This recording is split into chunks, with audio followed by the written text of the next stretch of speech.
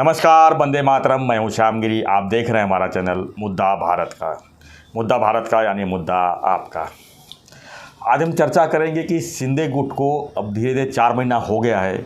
अब विधानसभा चुनाव है, इसके आगे लोकसभा चुनाव है, नहीं पहले लोकसभा फिर विधानसभा। तो इसमें इनकी क्या भूमिका रहेगी, कैसे चुनाव लड़ेंगे, किस पृष्ठभूमि पर चुनाव लड़ेंगे, इसी पर हम चर्चा करेंगे हमारे सहयोगी अनिल थत्ते जी से। थत्ते जी, आप बताइए कि जो शिंदे गुट को लगभग 4 महीना के ऊपर हो गया है, अब इनकी धीरे धीरे बेस बन रही है, तो इनका चुनाव लड़ने का जो संभावना है क्या है? सर ऐसा है कि एकनाथ जी शिंदे जो है जी, वो बहुत प्रैक्टिकल नेता हैं। यस। और उनके बहुत सारे प्रैक्टिकल होने के कारण ही वो शिवसेना में फुट डाल सके। और शिवसेना अलग करके मूलतः जो शिवसेना है उद्धव ठाकरे की, जी, उससे भी बढ़कर ताकतवर सेना उन्होंने बनाई। क्योंकि 2 चीज़ें है सर, वो व्यवहार और ध्येयवाद, इसका कॉम्बिनेशन बहुत अच्छी तरह से करते हैं। उन्होंने बोला कि हमारा ध्येय है कि जो राष्ट्रवादी और कांग्रेस के साथ वाली सरकार है जी, उसको गिराना, यस, गिरा दिए। सक्सेस हुए। बाद में वो बोले कि हिंदुत्व के लिए बीजेपी लड़ रही है और वो हमारी विचारधारा है, तो हम उसके साथ जाएंगे। वो भी चले गए और बीजेपी और उनका ये अच्छी तरह से एक जमघट हो गया है। और दूसरी बात ये है कि फडणवीस जैसे एक मित्र उन्हें मिले हैं कि जो केवल उनके कलीग या सहकारी नहीं है, वो उनसे दिल से प्यार करते हैं। उनके प्रति उनके मन में, फडणवीस साहब के मन में भी शिंदे साहब के प्रति बहुत बड़ा लगाव है। और वो मुख्यमंत्री रह चुके हैं, तो वो सीनियरिटी हम नाकार नहीं सकते। ये बोल सकते तो सर, कृष्ण अर्जुन की भूमिका कर रहे हैं। कृष्ण फडणवीस जी को कृष्ण का उपमा दे सकते हैं। भूमिका में सर कैसे है ना कि कृष्ण लड़ाई में नहीं था, कृष्ण सारथ्य कर रहा था, जी, अर्जुन लड़ रहा था। यहाँ पे ऐसी तुलना करने में थोड़ी खामी ये रहेगी कि हम अगर फडणवीस को कृष्ण बोलते हैं तो कृष्ण ने लड़ाई नहीं की। उसने तो बोला, न धरी शस्त्रकारी सांगेन गोष्ठी युक्तिचा 4। मतलब मैं 4 तुमको अच्छी बातें बताऊंगा, मैं हाथ में सुदर्शन चक्र नहीं पकड़ूंगा। एक ही बार उसने पकड़ा, वो जो जयद्रथ का वध करने का था, तो उस समय सूर्य को ढकने के लिए एक ही बार उन्होंने हाथा माने। उसके लिए भी बोला जाता है कि भक्तासाठी प्रतिज्ञा मोडली, मतलब वो हमारे इसमें होता है। तो सर हम इनको कृष्ण और अर्जुन नहीं बोल सकते, क्योंकि ये हमारा अगर कृष्ण है तो कृष्ण हाथ में शस्त्र लेके इनसे भी ज़्यादा आगे बढ़ चुका है जी, और लड़ाई में है वो। और फडणवीस की लड़ाई तो ऐसी है कि कभी कभी तो वो शिंदे साहब के लिए भी ढाल बन जाते हैं, कभी तलवार बन जाते हैं। तो असल में तो मैं बोलूँ क्या कि आज की लड़ाई में 60% लड़ाई फडणवीस लड़ रहे हैं और 40% लड़ाई शिंदे साहब लड़ रहे हैं। लड़ाई जो अपोजिशन के साथ है, मतलब ठाकरे, कांग्रेस और राष्ट्रवादी, इनकी जो लड़ाई है वो फडणवीस जोर शोर से लड़ रहे हैं। दूसरी बात एक ऐसी है कि फडणवीस के पीछे एक पार्टी है, एक ऑर्गेनाइज्ड पार्टी है, एक ऑर्गेनाइज आरएसएस की एक इंफ्रास्ट्रक्चर है, एक सिस्टम है। उनको दिल्ली में बैठे हुए डबल इंजन बोलते हैं, वो डबल इंजन में से सर इंजन की जो डबल इंजन है उसमें से एक इंजन अगर मोदी शाह है तो दूसरा इंजन जो है वो फडणवीस है। यस। और गार्ड का डब्बा हम बोल सकते हैं कि शिंदे साहब है, कि जो झंडा दिखा के गाड़ी रोको, चलाने दो, जाने दो, ऐसे तरह से इशारा कर रहे हैं। या तो सर इंजन में भी 2 लोग रहते हैं, मैंने कई बार इंजन देखे हैं, उसमें एक फायरमैन रहता है जो आग में ये कोयला डालता रहता है और दूसरा जो है वो नियंत्रण करता है। तो चलो ऐसी जोड़ी बोलेंगे हम उनको। तो वॉट एवर इट इज़, मगर फडणवीस और शिंदे साहब जो है वो एक दूसरे के प्रति कंसल्टेशन बहुत करते हैं। मतलब ऐसा शिंदे साहब कभी नहीं बोलते कि मैं उप मुख्यमंत्री से बात करके बोलूँगा, या तो उप मुख्यमंत्री भी नहीं बोलते कि शिंदे साहब से बात करके मैं बोलूँगा, मगर दोनों बोलते हैं कि हमारी चर्चा जब होगी, बराबरी का नाता वो दिखाते हैं। सर अभी ऐसा है कि पिछले चुनाव में शिवसेना के जो 18 खासदार चुन के आए, वो 18 में से 17 सिर्फ मोदी के नाम से है। 18 में से 17 एक किसको छोड़ रहे हैं? श्रीकांत शिंदे को। ओह सर एकनाथ शिंदे थे, वो कुछ भी करके किसी भी हालत में श्रीकांत को जिताते ही थे, पक्का, उसमें कोई दिक्कत नहीं है। तो अभी ऐसा है कि शिंदे साहब भी चतुर हैं, राजनीतिज्ञ हैं, तो वो सोचेंगे कि मेरे साथ जो अभी 12 अभी 13 हो गए जी 13 हो गए, उनमें से कीर्तिकर जो है वो शायद किसी और को खड़ा करने के लिए बोलेंगे, मगर हाँ, वो 12 बीमार भी है। वो क्यों बीमार भी है बहुत, और वो अभी बम्बई में रहते भी नहीं है, वो पूना में रहते हैं।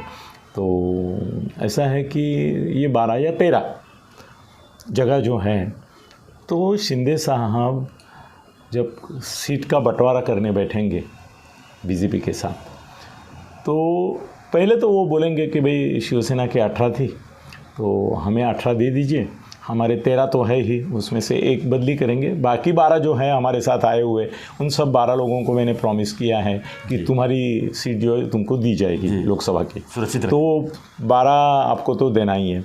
अभी उनके 18 थे, तो एक 22 और 18 अगर आप करना चाहते हैं तो हमें भी अच्छा लगेगा कि हमारे पास भी और कोई इच्छुक है, कोई आमदार है, कोई वजनदार लोग हैं कि वो भी चाहते हैं कि भाई हम चुनाव लड़े।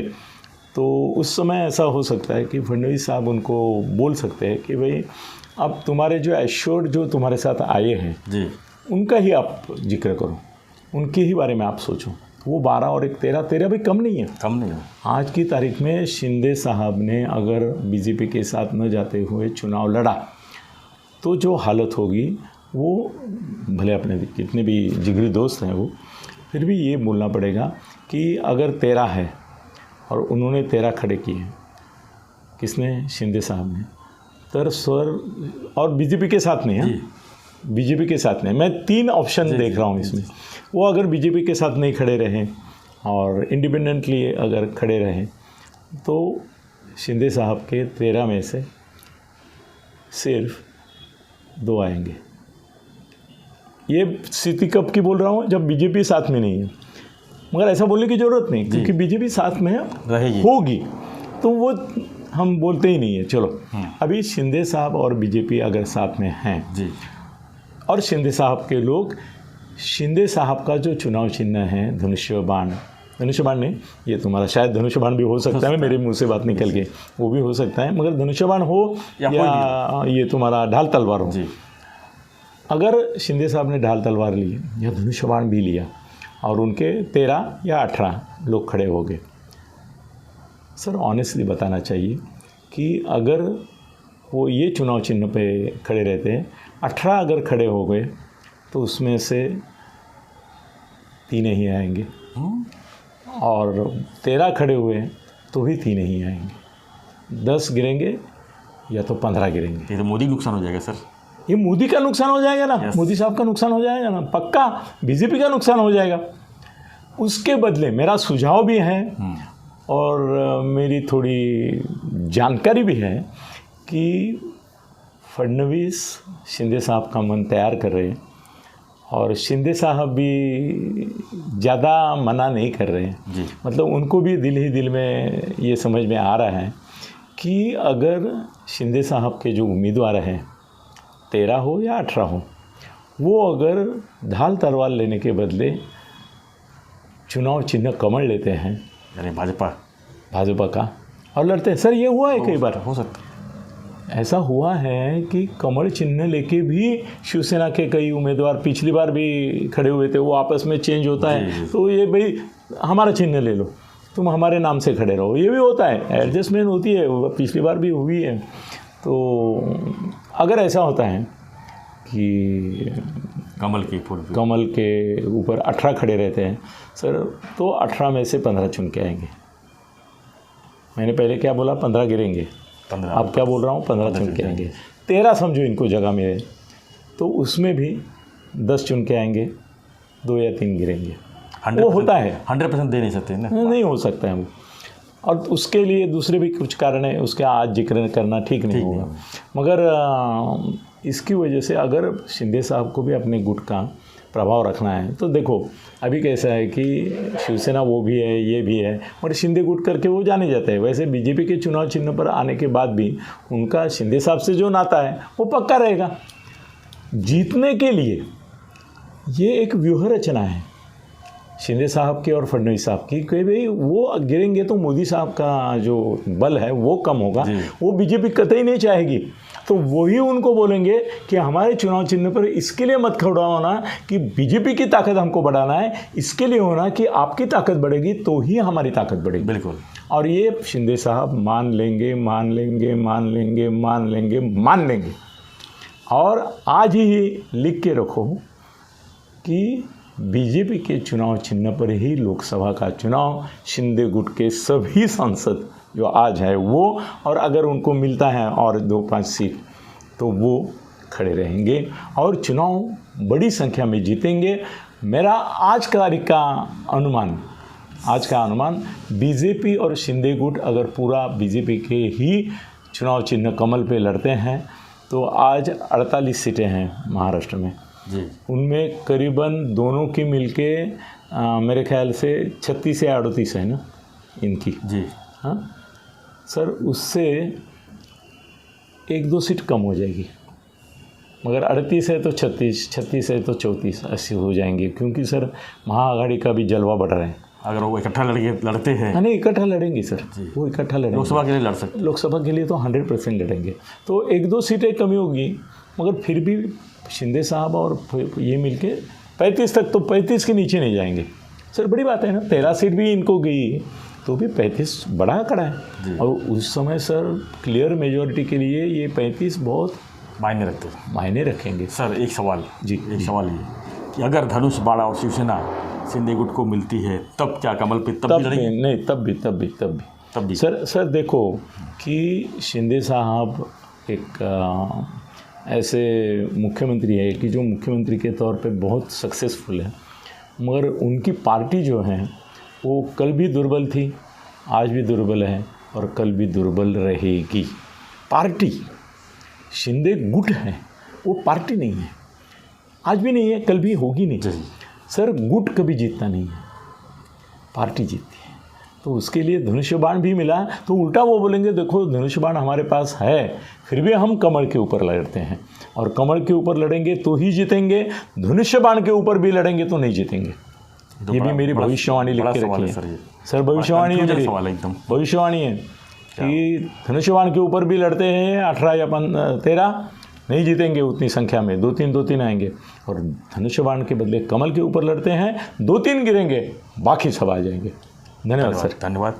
तो हम वीवर से भी पूछना चाहेंगे कि जो खत्ते साहब ने जो चैलेंज किया है लास्ट में, क्या आप क्या मानते हैं इस बात को? अपने कमेंट बॉक्स पे लिखिए, और हमारा वीडियो जो है लगातार लाइक शेयर और सब्सक्राइब करते रहिए, और नए वीडियो के लिए आप हमारे साथ बने रहिए। धन्यवाद। जय हिंद, जय महाराष्ट्र।